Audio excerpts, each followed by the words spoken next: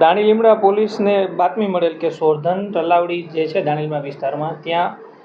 Like Hussain નામના વ્યક્તિએ પોતાના કબજામાં ગાંજો લાવે છે અને લાવેલ બાદ છૂટક વેચાણ અનુસંધાને તે ગાંજાનો જથ્થો તેના ઘરે છે. તે અનુસંધાને દાણી લીમડા પોલીસે રેડ કરતા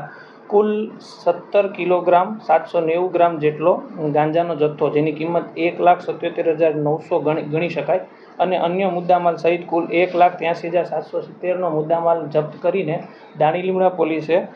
NDPS એક્ટની કલમ 8C 20B 29 મુજબ ગુનો દાખલ કરીને આગળની તપાસ હાથ ધરેલી. જે અનુસંધાને આ ગુનાના આરોપી લઈક હુસેન બશીર અહેમદ અંસારીને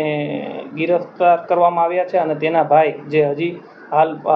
પકડાયેલ નથી, તેનું નામ છે જાવેદ ઉર્ફ બાબુ બશીર અંસારી. બંને ભાઈઓ છે, અલગ અલગ જગ્યાએ રહે છે અને જે આ ગુનામાં વોન્ટેડ છે જાવેદ ઉર્ફે બાબુ બશીર અંસારી, તે આ